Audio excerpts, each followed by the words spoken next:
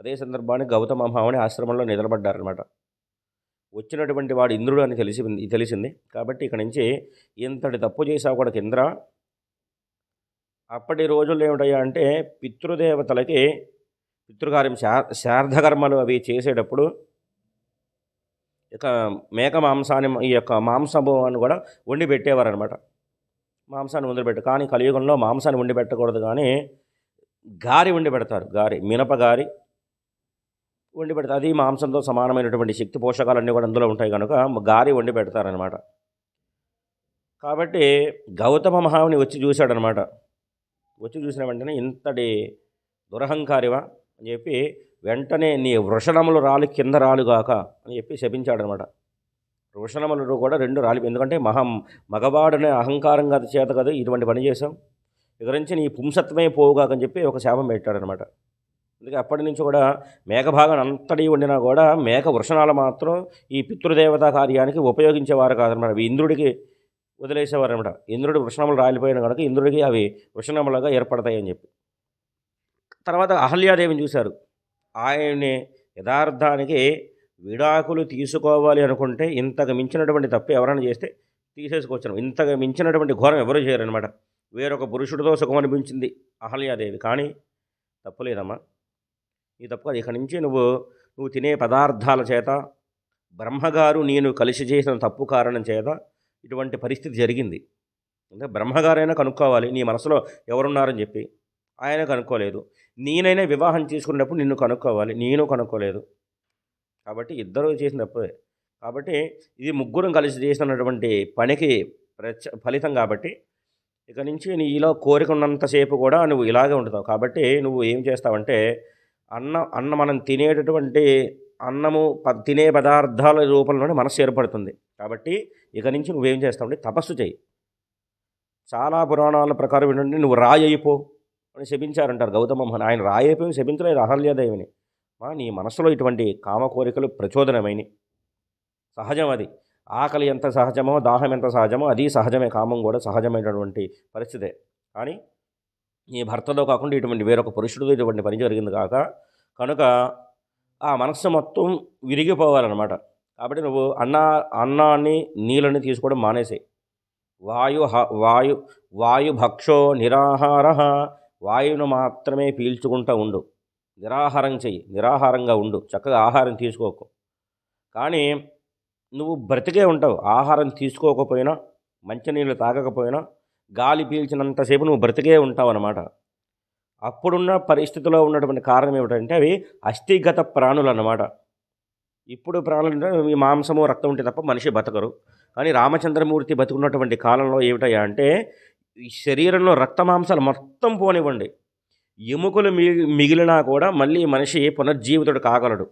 అస్థిగత ప్రాణులు ఆ రోజుల్లో ఉన్నటువంటి పరిస్థితి. కాబట్టి నీ ఎముకలు ఉండేంతవరకు, ఈ మాంసం అంతా పోయేంతవరకు నువ్వు తపస్సు చెయ్యి. ఏ భగవంతుని తపస్సు చేయి, శ్రీరామని తపస్సు చేసుకుంటూ ఉంటావు. కాబట్టి నీ మనసు దేహం రక్త మాంసాలు మొత్తం నశించిపోతాయి, క్షీణించిపోతాయి. ఏ మహాపురుషుడైతే ఆ మహాపురుషుడి దేహం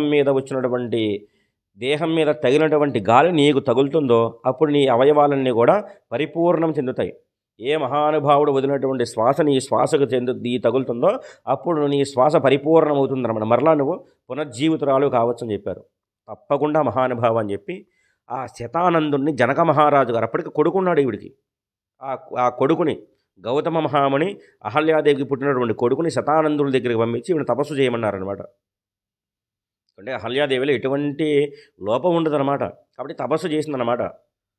కాబట్టి రామచంద్రమూర్తి ఆశ్రమం అడుగుపెట్టిన తర్వాత ఏదో రాయి అయిపోయింది కదా అని చెప్పాలి. రాయి అయిపోలేదు. ఆవిడ తపస్సు చేసి ఆవిడ మీద పుట్టలు పెరిగిపోయినాయి అన్నమాట.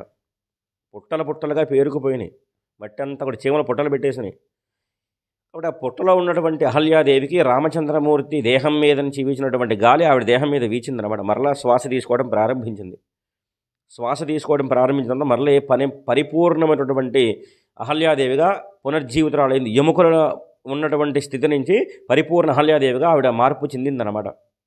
వెంటనే అంతటి మహాసాధ్వి కనుకనే చాలామంది మనకి సినిమాలో చూపించే చిత్రం ఏమిటయ్యా అంటే వెంటనే అహల్యాదేవి, రాముడు కాలితో తన్నాడు, అహల్యాదేవి వచ్చి రామచంద్రమూర్తి పాదాల మీద పడి నమస్కరిస్తుంటారు. అది లేదండి రామాయణంలో. వాల్మీకి మహర్షి రచించినటువంటి రామాయణంలో రామచంద్రమూర్తి అంతటి వాడు వెళ్ళి అహల్యాదేవికి పాదాభివందనం చేశాడు. అంటే అంతటి మహాసాధ్వి. ఎందుకంటే వయస్సులో రాముడు చిన్నవాడు ఆవిడ కంటే. ఆవిడ ఎప్పుడు కూడా వయసులో చిన్నవాడైనటువంటి వాడికి అహల్యాదేవి ఎక్కడ నమస్కరించుతా పైన భగవత్ స్వరూపంలో ఉండొచ్చు. భగవంతుడై ఉన్నా కూడా పరిపూర్ణ మానవ అవతారం అని చెప్పినటువంటి అవతారం రామావతారమే. నేను భగవంతుని కాదని చెప్పి ఆయన ఎన్నోసార్లు నిరూపణ చేశాడు. పైగా పెద్దవాళ్ళు ఎప్పుడు కనిపించినా నమస్కారం చేసేటటువంటి లక్షణం రామచంద్రమూర్తికి ఉంటుందన్నమాట. అహల్యాదేవి కూడా తన తపస్సు చేసి తాను చేసినటువంటి పాపానికి ప్రాయశ్చిత్తాన్ని పొంది ఆవిడ శాపాన్ని మొత్తం కూడా పోగొట్టుకుని పరిపూర్ణమైనటువంటి స్త్రీలాగా వెలుగొందిందనమాట.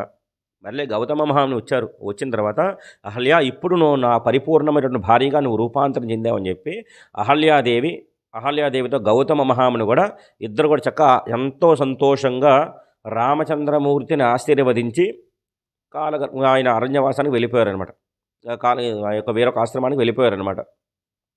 ఇప్పుడు ఎంతటి మహాశక్తి సంపన్నుడు గౌతమ మహాముని. ఇంతటి జ్ఞాన సంపద, ఇంతటి ఐశ్వర్యము, ఇంతటి సహనం ఎక్కడి నుంచి వచ్చింది అంటే గాయత్రీ మంత్ర శక్తి ద్వారానే వచ్చిందనమాట గౌతమ మహామునికి. గౌతముడు అనుగ్రహించాడు కనుకే మనకి గోదావరి మాత ఉద్భవించిందనమాట. ఈయన గాయత్రి మంత్రంలో ఒక ద్రష్ట, ఒక మంత్రానికి అధిష్టాన దేవత గౌతమ మహాముని.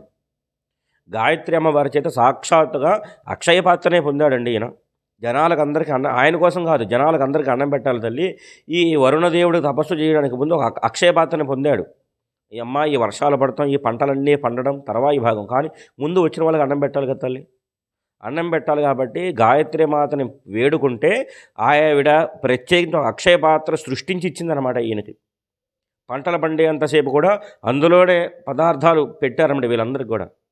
కాబట్టి ఈ యొక్క మనుషులు ఈ యొక్క తన తోటివారే గౌతమ మహామునికి అపకారం చెయ్యాలని చూసినా కూడా ఆయన ఖ్యాతి రెట్టింపైంది తప్ప ఎప్పుడూ తగ్గిపోలేదన్నమాట.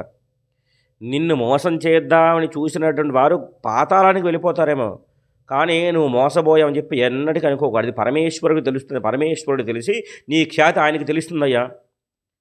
ఆయనకి తెలిసి, ఆయన ఒక్కడికి తెలిస్తే చాలు. ఇంకా మిగతా వాళ్ళకి తెలియాల్సిన పని ఏముందయ్యా. అదే కదండి శంకర భగవత్పాదులు ఏ శంకరాభరణం సినిమాలు చెప్తారు కదా, చూసారా? ఈ తుచ్చులు వీళ్ళు సామాన్య మానవులు తెలిస్తే అంత, తెలియకపోతే అంత. మహానుభావ శంకర, నువ్వు విను, నువ్వు అక్కడే విను చాలు నా ఘోష. ఈ తుచ్చుల మానవులకి నా సంగీతం యొక్క విలువ తెలిస్తే ఏమిటి, తెలియకపోతే ఏమిటి? వాళ్ళెంత నా సంగీతానికి తుచ్చుల వాళ్ళు. ఈ క్షుద్రులు నా యొక్క పాట వింటే అంత, వినకపోతే అంట. నువ్వు అక్కడ వింటావు కదా, విని సంతోషించావు కదా అని చెప్పి మెరిసే మెరుపులు, ఉరిమే మురుపులు, చిరుచిరు నవ్వులు కాబోలు అని చెప్పి, బో స్వామి నా సంగీత కచేరీసు నువ్వు నవ్వుతున్నావా అని చెప్పి అంతటి ఆనంద తాండవాలు నేను తడిచిపోతానని చెప్పి అంతటి శంకరాభరణం సినిమాలో కూడా చెప్తారు కదా, అది చలనచిత్రమే కావచ్చు. ఒక మహాభక్తుడి యొక్క ఘోష అన్నమాట అది. అంతటి మహాశక్తి సంపన్నుడు గౌతమ మహాముని. పైగా గాయత్రి మంత్రాన్ని ఆయన మనస్సులో ప్రార్థన చేశారు. కానీ సమస్త ప్రపంచానికి అంతటికి కూడా గాయత్రి మంత్రాన్ని అనుగ్రహించిన మహాపురుషుడు ఎవరయ్యా అంటే విశ్వామిత్ర మహర్షి. ఆయన అనుగ్రహం చేతనే మనం ఇప్పుడు గాయత్రి మంత్రం చెప్పగలుగుతున్నాం. ఆయనే వ్యాప్తి చెందింపజేశాడనమాట. అందుకే ఇప్పటికి కూడా తిరుపతి వెళ్తే గోవింద గోవింద అని చెప్తూ ఉంటారు. ఆ గోవింద నామాన్ని ప్రచారం చేసిన వారు ఎవరు అంటే ఆదిశంకర భగవత్పాదులు. ఆయన చెప్తేనే గోవిందనామం ప్రచారం అయిందనమాట. ఎక్కడికి వెళ్ళినా గోవింద గోవింద గోవింద గోవింద అనే మాట ఎవరి ద్వారా ప్రచారం అంటే ఈ యొక్క ఆదిశంకర భగవత్పాదుల చేతనే.